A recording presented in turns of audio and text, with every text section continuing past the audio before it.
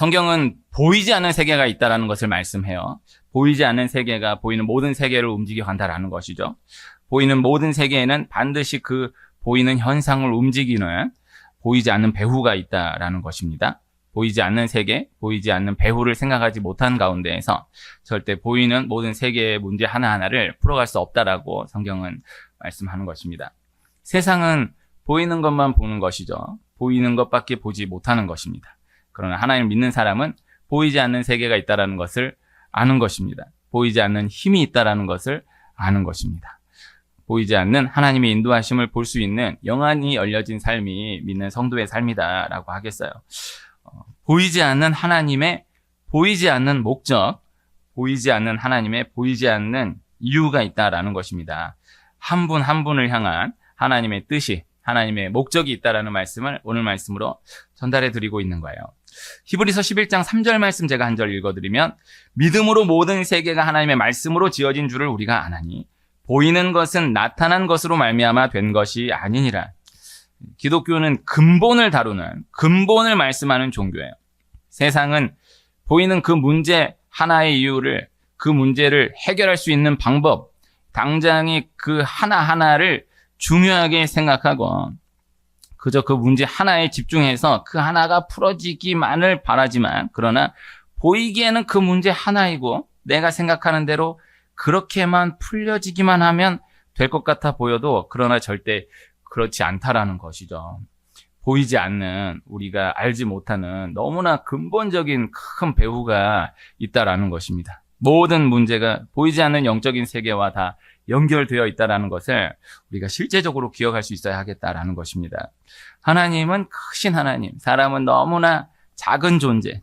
그렇게 하나님이 하나하나를 설명해 주고 싶으셔도 우리가 생각하는 것처럼 그저 하나하나를 풀어주고 싶으셔도 그렇게 하실 수가 없다라는 거예요.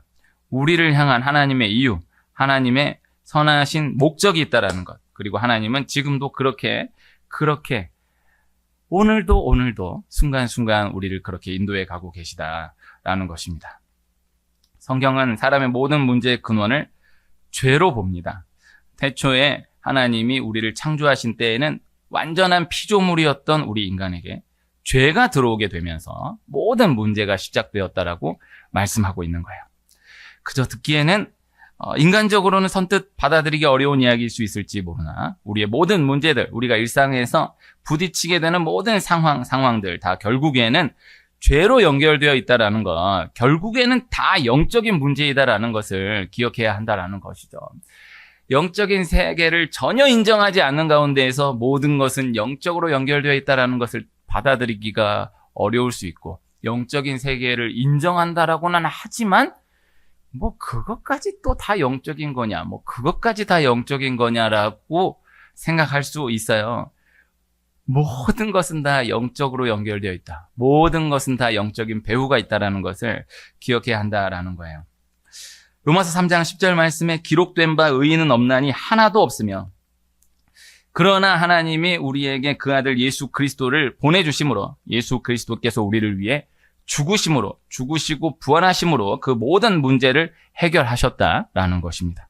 그리고 우리가 지금 대하는 이 모든 상황, 모든 문제들 역시도 예수님께서 친히 해결해 가시는 것이다. 이미 해결하신 것이다. 우리는 그것을 그렇게 믿고 나아가는 거예요. 그래서 예수님께서 우리의 죄 문제를 해결하셨다. 예수님이 우리의 죄 문제를 해결하사 우리를 구원하셨다. 이것이 핵심. 그리고 실제 상황 가운데에서도 내가 생각하는 이 문제, 이 상황 가운데에서도 예수님이 이미 구원하셨다. 이미 승리하셨다라는 것을 실제로 믿고 나아가는 이 은혜가 우리에게 계속되어야 하겠어요. 로마서 8장 1절 2절 말씀 제가 읽어드리면요. 그러므로 이제 그리스도 예수 안에 있는 자에게는 결코 정죄함이 없나니 이는 그리스도 예수 안에 있는 생명의 성령의 법이 죄와 사망의 법에서 너를 해방하였습니다. 기독교의 원리는 단순한 것입니다. 이 하나로 모든 것이 다 풀어져 가게 된다라는 것이죠. 너무 복잡한 것 같은 어떠한 상황도 하나님이 그 아들 예수 그리스도를 우리에게 보내셨다라는 것 하나, 하나님이 우리를 그토록 사랑하신다라는 것 하나, 이 하나로 다 풀어지게 된다라는 거예요. 그래서 난 예수님 믿어서 구원의 문제가 해결됐다. 이것을 믿는 것이 우선일진데, 또 하나 현장 가운데서 구체적으로 내가 예수님 믿어서 구원의 문제를 해결받았다라는 것은 믿지만, 그래도 이 문제는 내가 이렇게 해결해 봐야지, 이 상황은 이렇게 풀어져야지, 그렇지 않고 모든 문제, 모든 상황들이 오직 예수 그리스도로 인해 구원된다, 예수 그리스도로 인해 풀어진다라는 것을 실제로 구체적으로 믿고 경험하며 나아가는 우리가 될 수 있기를 소원하는 거예요. 하나님을 붙드는 사람, 교회를 붙드는 사람은 다 반드시 그 경험을, 실제적인 경험을, 구체적인 경험을 해 나가게 된다라는 것이죠. 하나님의 그 사랑을 믿는 사람은 그 어떠한 상황 가운데에서도 하나님이 그 사랑으로 일하고 계시다라는 것을 믿는 거예요. 그리고 결국 우리 각각의 분량 가운데에서도 하나님의 그 사랑이, 그 사랑으로 일하시는 하나님의 일하심이 보이는 그때가 반드시 온다라는 것이죠.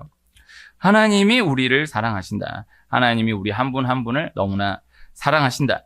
그러나 우리의 분량 가운데에 하나님이 하나님의 그 큰 사랑을 순간순간 다 이해시키실 수가 없다라는 것. 하나님이 너무나 크시고 하나님의 사랑이 너무나 크고 우리는 너무나 작기 때문에, 우리는 너무나 유한한 세계에 갇혀 있기 때문에 그런 이야기 하게 될 때가 있을 수 있지 않습니까? 이렇게 유명하신 분한테 영화로 유명한 분에게 인생 영화 한 편만 추천해 주십시오, 이런 질문을 할 때 있잖아요. 정말 유명한 학자에게 정말 인생 책 한 권 소개해 주십시오. 그런 질문을 이렇게 보면은 나도 궁금해요. 과연 이분이 그 수많은 영화 가운데 하나를 뽑는다면 무엇을 얘기하실까? 그 수많은 책 가운데 한 권 뽑는다라고 무엇을 얘기하실까? 근데 이제 그런 질문 많이 받는 분의 대답은 완전히 구탱이로 몰아놓고 하나만 추천해달라고, 한 권만 추천해달라고 하면은 어찌할 수 없어서 하나를 추천하고 한 권을 추천할 때가 있기는 하나, 그렇게 대답하기에는 너무 조심스럽고 너무나 아쉽다라는 거예요.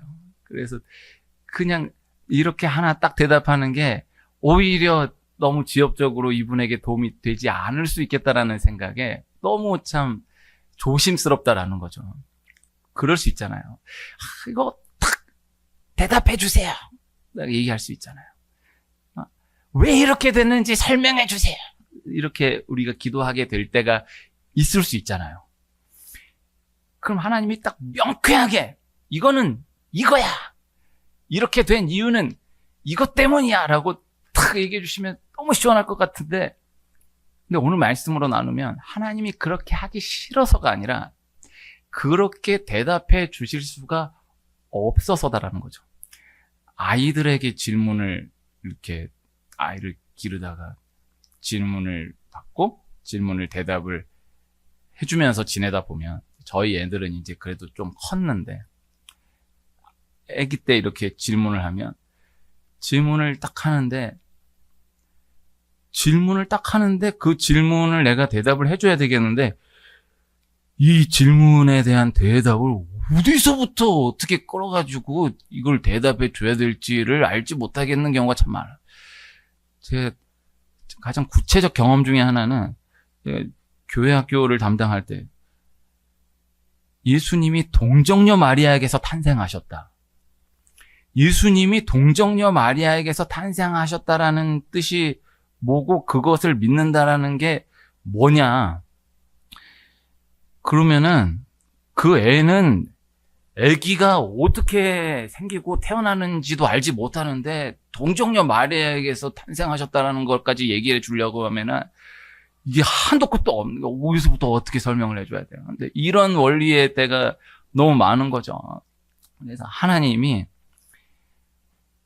우리를 그렇게 대하실 수 있다라는 것. 그래서 그 크신 하나님의 세계 가운데 정말 우리가 이해될 수 있도록 탁 대답해주면 너무 좋겠는데 그렇게 하실 수가 없는 구간이 분명히 있다라는 것을 한켠에 꼭 기억해둘 필요가 있다라는 것입니다. 결국 우리도 우리 상황 분량 가운데, 우리 구간 가운데에 깨닫게 되는 때가 있는 거예요. 그리고 우리의 마지막 그때에는 다 반드시 돌아보게 되는 그날이 있다라는 것이죠. 그래서 아이들의 질문에 대한 대답, 결국 그때로는 대답하지 못했지만 시간이 지나면서 아이가 스스로 알게 되는 것들이 훨씬 많죠. 내가 그때 그렇게 질문했었는데 이제 대답 안 해줘도 돼. 나 알게 됐어. 이렇게 되는 경우가 참 많죠. 우리 하나님과의 관계 가운데에서도 하나님 왜 어찌하여 이런 일이 있습니까? 이거 왜 이러는 겁니까? 그러나 시간이 지나면 하나님이 그렇게 명쾌하게 대답해 주시지 않으셨음에도 하나님 이제 알겠어요. 왜 그렇게 하셨는지 알겠어요. 대답을 요구할 필요가 없는 그러한 때를 또 분명히 만나게 된다라는 것이죠. 욥기 42장 5절 말씀에 내가 주께 대하여 귀로 듣기만 하였사오나 이제는 눈으로 주를 배웠나이다. 성경은 그 하나님의 사랑의 말씀, 그 하나님의 섭리의 말씀으로 가득합니다. 오늘 성경 몇 사람 이야기만 잠깐 나누면서 말씀을 진행하고자 하는데요. 먼저 요셉이라는 사람 잠깐 나눠보면요. 요셉이라는 사람이 있기까지 우선 하나님의 일하심이 있었어요. 아브라함, 이삭, 야곱, 성경의 수많은 인물들 가운데 꼭 기억해야 할 인물 세 사람. 또 이렇게 이야기하면 서운해할 수 있는 사람들이 많이 있겠지만 그래도 세 사람, 정말 성경 아무것도 모르고 세 사람 인물 알아야겠다라고 하면 아브라함, 이삭, 야곱. 아브라함, 그 아들 이삭, 그 아들 야곱. 이 세 사람 하나님이 다른 하나님으로 소개하실 때도 있지만 하나님을 근원적으로 소개하는 소개의 말씀은 아브라함의 하나님, 이삭의 하나님, 야곱의 하나님이에요. 다른 하나님은 그렇게 맞추어서 설명하기도 하지만 하나님이 하나님 자신을 설명할 때는 아브라함의 하나님, 이삭의 하나님, 야곱의 하나님으로 소개하시는 것을 볼 수 있어요. 그 야곱의 아들 요셉이 있기까지. 그래서 요셉이라는 사람에 대해서 이야기를 나누려고 한다라고 하면 요셉 한 사람으로만 이야기를 나눌 수가 없다라는 거죠.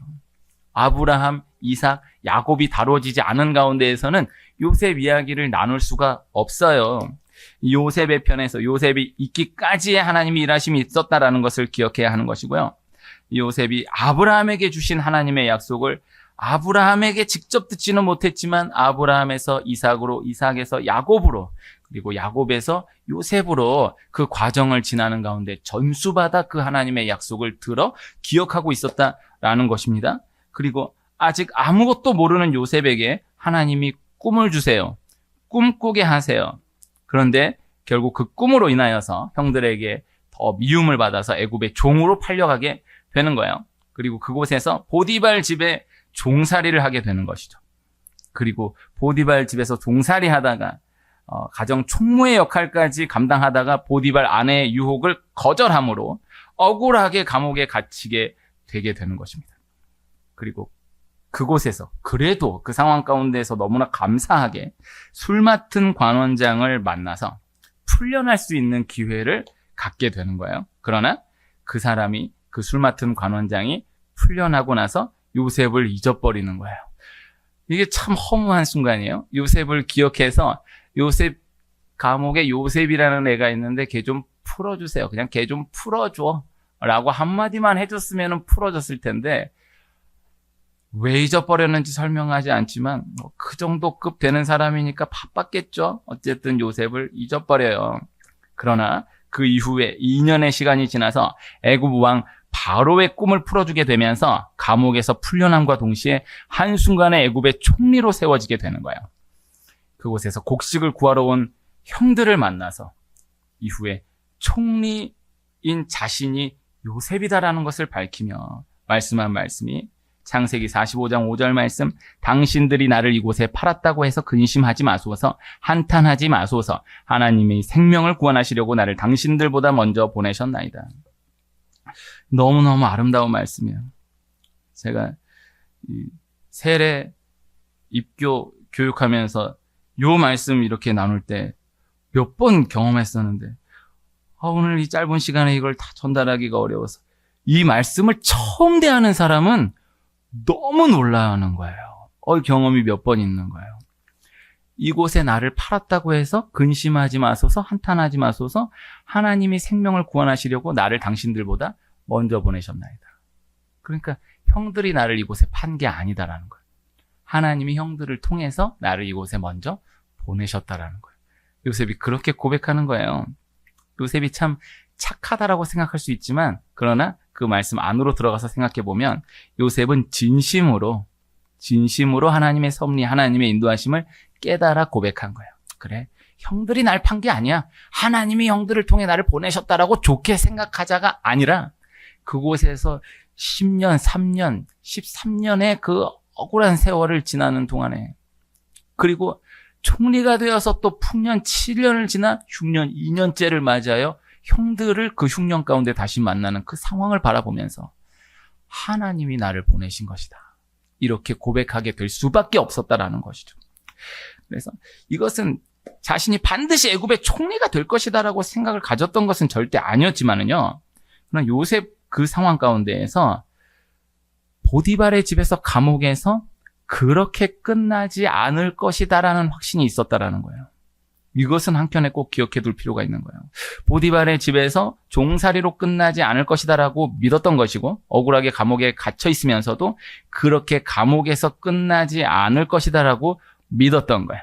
술 맡은 관원장에게서 아무런 소식이 없던 그때에도 그러나 그렇게 끝나지 않을 것이다라는 것을 믿었던 것이고 그리고 그 이후에 시간이 다 지난 이후에야 그저 막연하게 믿었던 하나님의 인도하심을 세밀하게 구체적으로 돌아볼 수 있게 되었다라는 것이죠.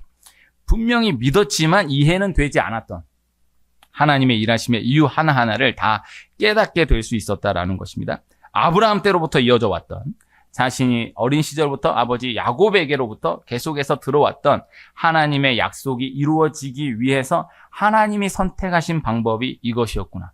하나님이 선택하신 방법이 나로 하여금 형들을 통해 애굽으로 먼저 보내신 것이었구나 라는 것을 깨닫게 되었다라는 것이죠. 그리고 자신이 애굽 땅에서 총리직을 감당하기 위해서 보디발의 집에서 10년 동안 애굽의 삶을 문화를 체험적으로 익혔던 그 시간, 감옥에서 또 애굽의 행정을 애굽의 정치를 또 체험적으로 익혔던 그 시간이 반드시 필요했었다라는 것을 돌아볼 수 있었다라는 것이죠. 그리고 술 맡은 관원장에 의해서 그때도 그저 절대 풀려져서도 안 되었던 거예요.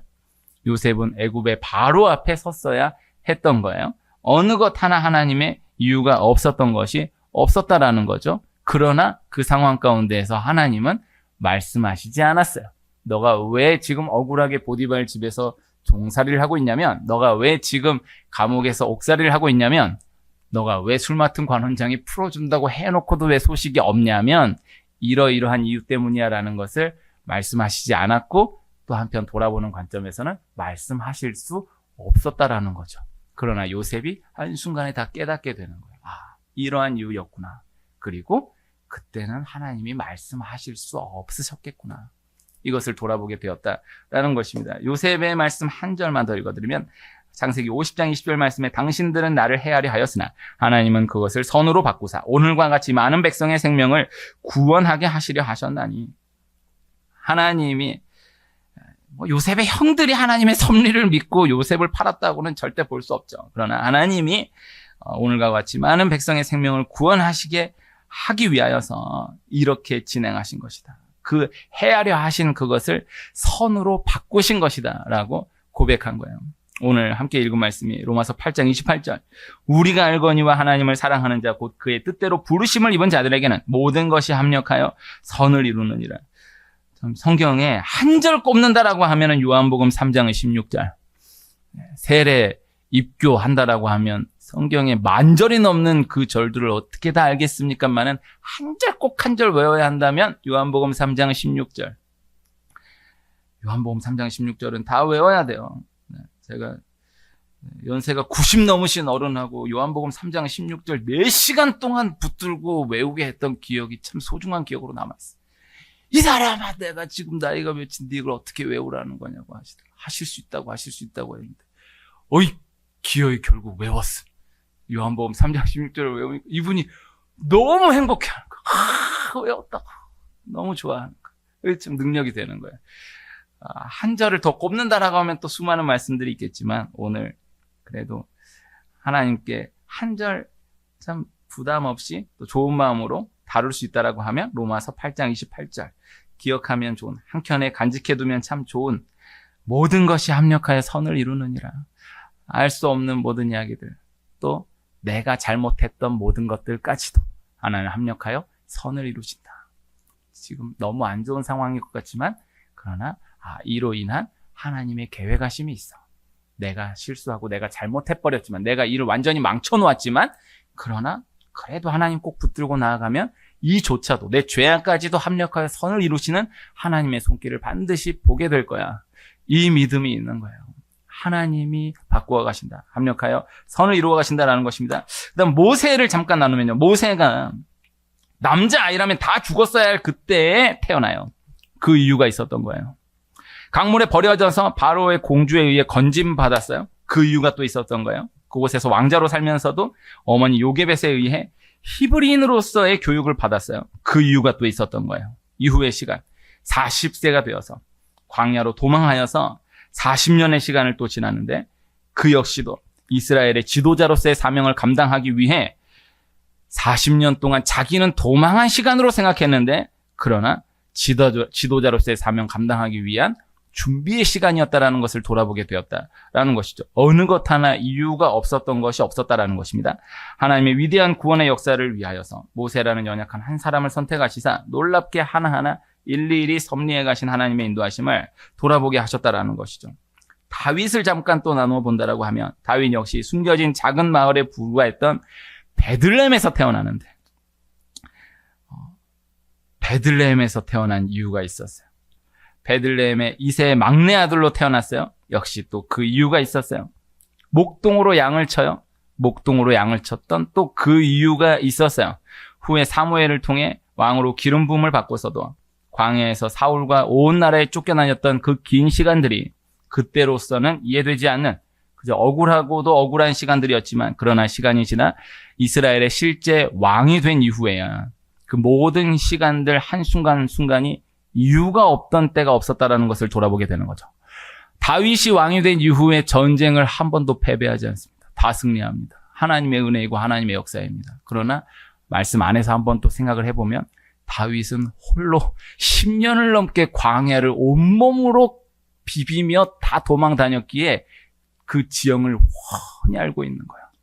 그래서 모든 전쟁을 승리하게 되는 거예요. 그 시대 전쟁의 핵심은 지형인데 다윗은 몸으로 다 구석구석을 다 긁고 다닌 거예요. 그러니까 전쟁이 훤한 거. 아, 이쪽으로 공격해 들어오겠구나. 이쪽으로 퇴각하겠구나가 훤한 거예요. 아까 나누었던 요셉이 10년 동안 보디발의 집에서 종살이를 하며 애굽의 모든 문화를 익힌 거예요. 속성으로 익힌 거예요. 종살이라는 시간이다라는 생각으로 생각하면 10년이라는 시간이 너무 긴 시간이지만 총리를 감당하기 위해 필요한 시간이다라고 하면 너무 짧은 최소한의 시간이었던 거예요. 감옥에서 3년이다. 억울하게 갇혀있던 감옥에서 3년이다라고 생각하면 너무나 긴 시간이지만 총리로서 모든 행정을 진행해야 한다라는 것을 생각해 보면 가장 짧은 속성으로 하나님 최소한으로 애굽의 행정을 술 맡은 관원장, 떡 굽는 관원장과 같은 사람들을 다 실제로 대면하게 하심으로 준비하게 하셨다라는 것이죠. 다윗이 도망자로서의 시간이다라고 하면 그 10년 넘는 시간이 너무 긴 시간이지만 전체 이후에 이어질 모든 전쟁을 다 승리하기 위해 준비된 시간이다라고 한다면 최소한의 시간이었다라는 거죠. 다 필요한 시간이었던 거예요. 그래서 다 그 원리로 요셉이 13년, 형들 다시 만나기까지 22년, 23년 그동안 하나님은 요셉에게 하나님의 일하심에 대해 그 모든 사건들, 상황들의 이유에 대해서 하나도 설명하시지 않습니다. 그냥 그저 침묵하십니다. 설명할 수 없었던 거예요. 침묵하실 수밖에 없었던 거예요. 모세에게도 애굽에서의 40년 동안은 그저 자라게 하시고 또 광야에서의 40년 동안도 한 번도 말씀하지 않으세요. 한 번의 만남을 허락하시지 않아요. 80세가 된 이후에 그때로부터 과정을 하나하나 밟아가면서부터서야 지나온 모든 이야기들, 상황들의 이유 하나하나를 친히 돌아보게 하셨다라는 것입니다. 다윗에게도 홀로 버려지다시피 목숨 걸고 양을 지켰던 시간들, 외롭게 홀로 있던 시간들, 그리고 왕으로 기름 부음을 받았음에도 홀로 골리앗과 싸워 승리하여서 민족의 영웅이 되었음에도 달라지는 것 아무것도 없이 그저 더 어렵게 그 오랜 시간을 도망자로 살아야 했던 그때까지 하나님은 절대 그 이유를 설명하시지 않으시는 것입니다. 설명하실 수 없었던 것입니다. 중요한 것은 요셉은, 모세는, 다윗은 믿었다라는 거죠. 너무나 막연하고 이해되지 않는 일들의 연속이었지만 그리고 또 부족했지만 그러나 믿었다라는 거죠. 주어졌던 하나님의 말씀을, 하나님의 말씀들을 받아들였다라는 거죠. 오늘 말씀은 그저 하나님이 우리 한 분 한 분을 너무나 사랑하신다라는 말씀을 전달해 드리며 각각에게 허락된 하나님의 이야기가 지금도 진행되고 있다라는 것을 말씀드리는 거예요. 한 사람 한 사람과 만나서 이야기를 잠깐 듣다 보면 참 재미있는 경우가 많죠. 그 만남의 상황 가운데서 이야기할 수 없고 그냥 들을 수밖에 없는 시간들이 있지만 그 사람은 또 아직 모르는 것 같은데 제가 제 분량 가운데서는 보이는 경우가 있죠. 부족하지만 제 분량 가운데서 하나님이 이분은 이렇게 인도해 가고 계시는구나. 이분 아직 이거는 생각하지 못하시는구나. 시간 조금만 지나면 알게 되실 거야. 하나님 이렇게 인도해 가고 계셔. 믿음이 있는 거예요. 그래서 너무 힘든 얘기를 듣는데도 공감해야지. 힘든 얘기니까 공감을 하는데 한켠에 이걸 표현하기가 어려운데 너무 힘든 얘기인데 그러나 내 한켠에는 지금 정말 힘들겠다. 정말 힘드시겠다마는 그러나 시간 조금만 지나면 아시게 되겠다. 시간 조금만 지나면 하나님만 붙들고 조금만 지나면 이 이유 알 수 있겠다. 나중에 분명히 돌아보고 웃으면서 생각할 수 있는 그날이 얼마 멀지 않았어. 라는 그런 생각을 하게 될 때가 많은 거예요. 하나님이 이렇게 인도해 가시고 계시는구나. 어떻게 사람이 이렇게 이야기를 끼워 맞춰도 이렇게 끼워 맞출까? 하나님을 안 믿어도 이건 하나님이야 라고 안 해도 이건 진짜 하나님인지 부처님인지 뭔지 모르겠지. 이거는 진짜 사람이 한 게 아니다. 어떻게 일이 이렇게 진행되냐? 어떻게 이런 일이 있을 수 있냐? 라는 일들이 정말 많은 거예요. 시간이 지나면 돌아보게 되는 거예요. 깨닫게 되는 거예요. 하나님이 그렇게 인도하셨던 거구나. 그리고 하나님이 그때는 말씀하실 수 없으셨겠구나.